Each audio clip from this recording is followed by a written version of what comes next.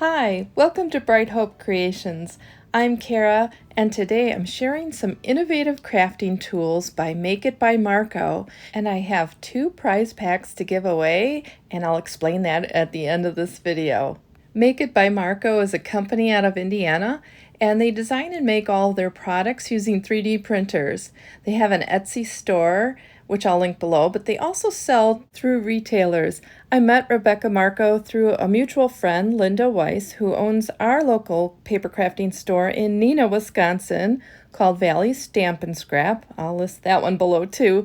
But Linda has all sorts of Make It by Marko products in her store, and Linda also does a great Facebook page with live demonstrations, and sometimes Rebecca meets up on those lives from time to time. You can see here, Make It by Marko is the creator of Lawn Fawn's chamois case, and this case has saved my bacon many times because it keeps the chamois from getting projects wet, which inevitably would happen before for me. It has a lid and it's vented, and that way it doesn't get stinky when it's drying.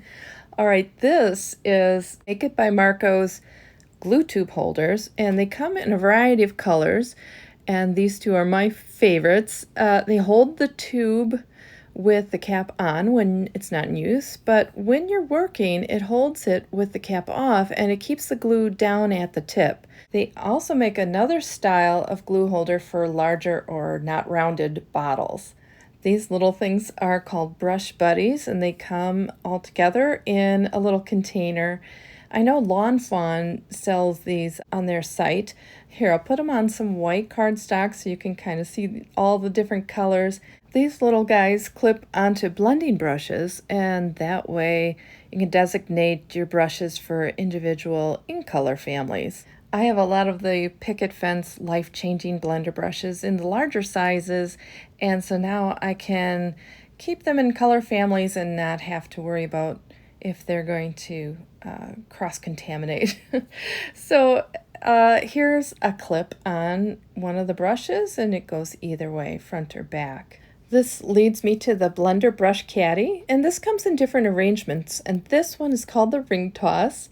And here you can see my brush buddies clipped onto my blending brushes, and the bigger brushes are usually ones that I use for large areas, so that's typically blue for water or sky and green for grass.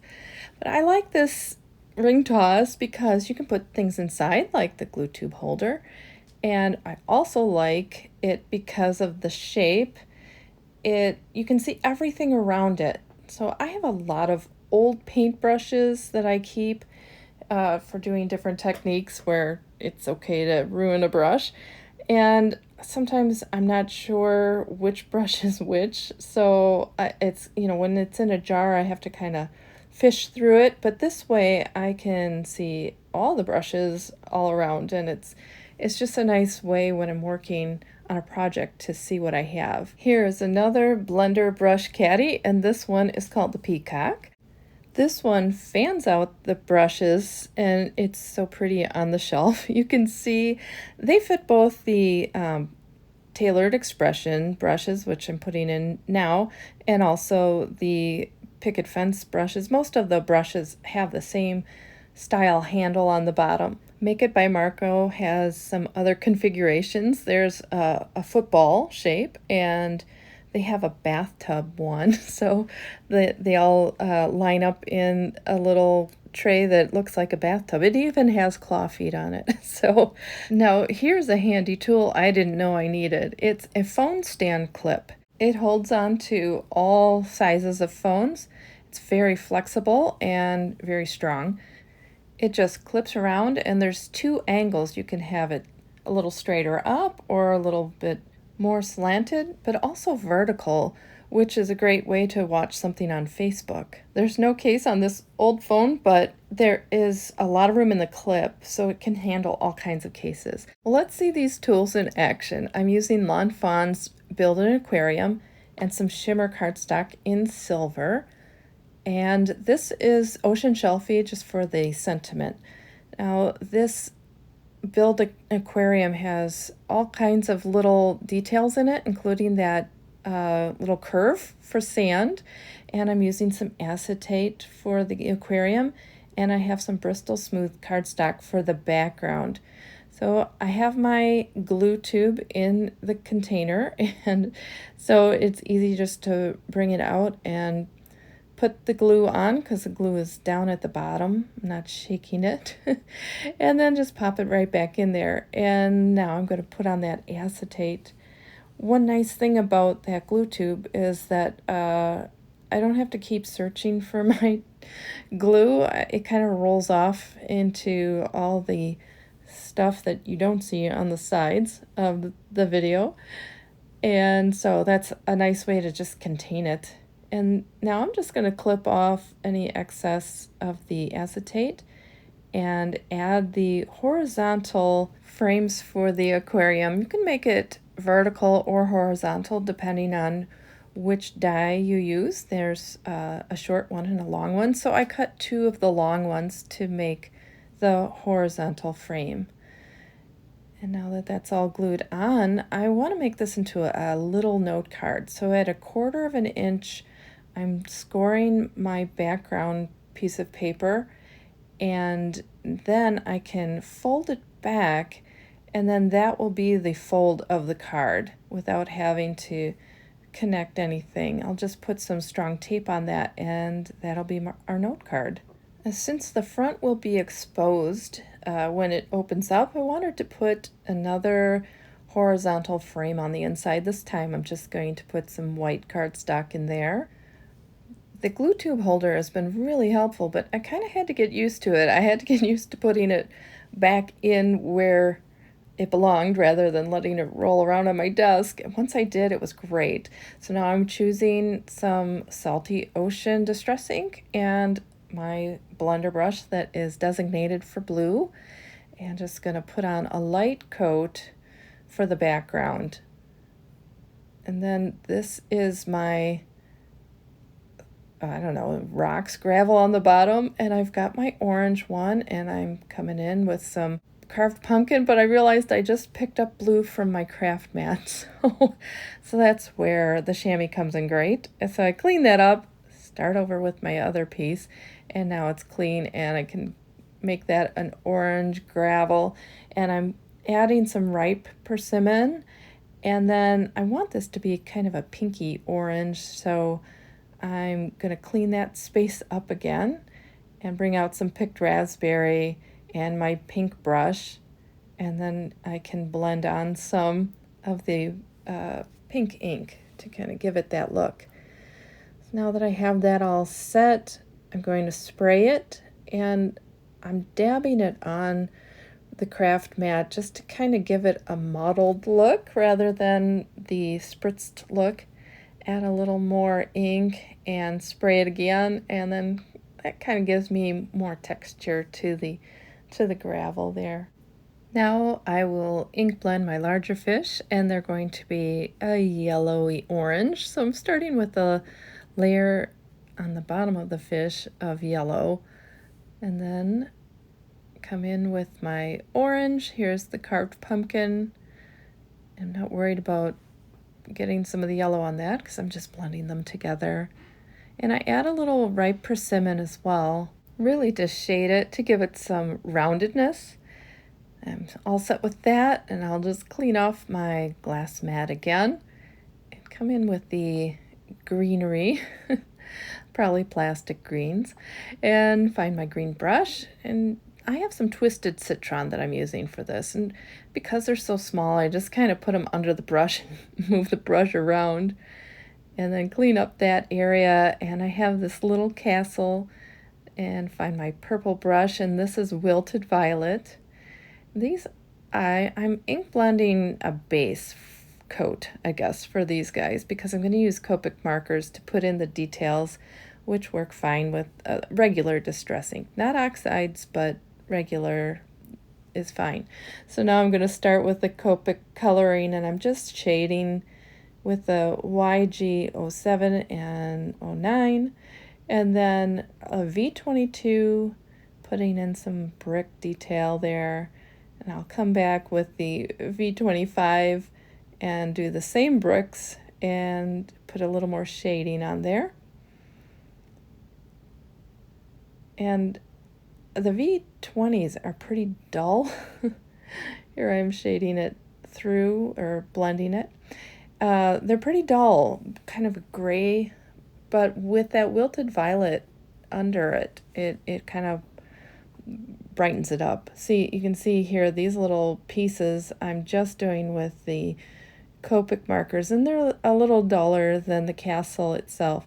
I'm going to make some little neon fish, so an R27 on the bottom and B05 on the top.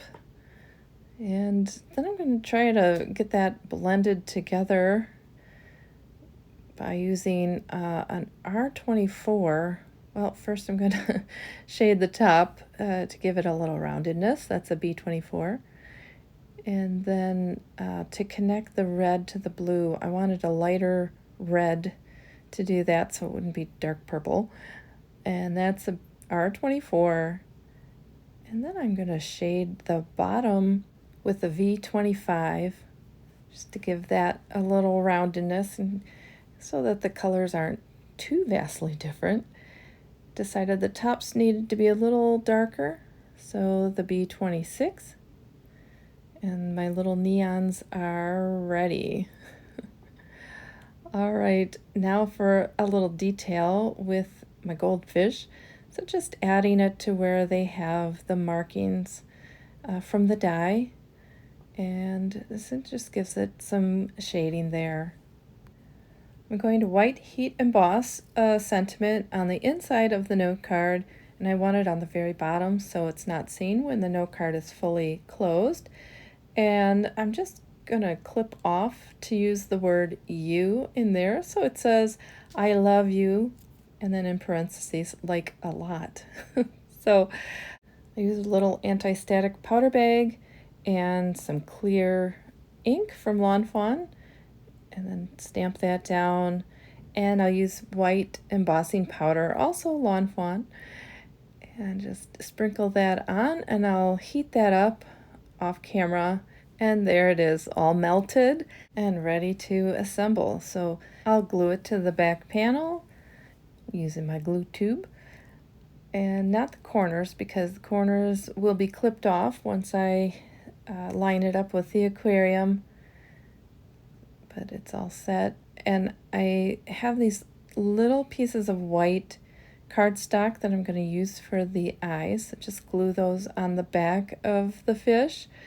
You can do that in many ways, but that's just an easy way. And then I'm using a Copic multi-liner to add their little pupils. I don't know if they really have whites and pupils, but you know, it's cartoon fish. So next I'll glue the base onto the little plastic plants, and they just fit right over. The base is already on the plant, so it's easy to glue together. All set to start arranging everybody in the tank, and get those little neons in the background. Just make sure I like it through the acetate, and I do, so it's time to start gluing everybody down. So I've got all of it glued, and now I changed out those bubbles. I had colored the bubbles with the V22, decided I just wanted them white. So coming in and I'm putting a little glue on them and then kind of wiping it around the bubbles and then setting that down. And now I can use some double-sided tape. This is 1/4 inch tape from Fawn, and I'm putting it at the top to hold the two parts of the card together. Just take off the release paper, make sure there's nothing sticky at the top, and then I can put them together. And I'll take my scissors and clip off the corners. And I also have a little bit on the sides. I made it a little bigger so that I could play around with the sides. So I'm just going to trim that up as well. So I have my aquarium all done, but thought it was a little empty in the middle. So I'm going to add just some more of those bases and use them as little rocks. This time I made them bright with the wilted violet like the castle. And so I'm going to set those in, glue them on, and put a little greenery down at the bottom, and that just kind of filled it in to give me a little more going on in this aquarium. I'll also add some Copic shading to the bottom to give it some texture, and you'll see that in a minute, but let's talk about the 2 prize packs that Make It by Marko is giving away. So Rebecca gave me a few of these products, and I said, these are so great, I want to show them, do a video, and she said, oh, you don't have to do that. I said, no, I really want to, because I just think they're great products. And she said, well, we'll do a giveaway. So she has 2 packs. One is a teal pack and one is a purple pack, so the color of that ring toss that you saw that I had, and then a purple one, so like the base of my rainbow glue holder. So each pack will have 1 brush buddy, those are those little clips, 1 round glue holder, 1 round brush caddy, which is the ring toss, and 1 phone clip. And what you need to do is just go over to my blog, and I will put a link down below, and you'll see my blog post about Make It by Marko, and you just need to comment there. This prize is limited to the United States and Canada. Again, Make It by Marko has an Etsy shop, and I'll link that below. And I know they also sell in papercraft retailer stores. So here I'm just finishing up the shading of the gravel, giving it texture, and our card is all done. A little note card just to say I love you. Well, I hope you enjoyed this video today and learning more about the Make It by Marko products. If you like this video, please give it a like and subscribe to my channel. Thanks for watching and have a great day. Bye.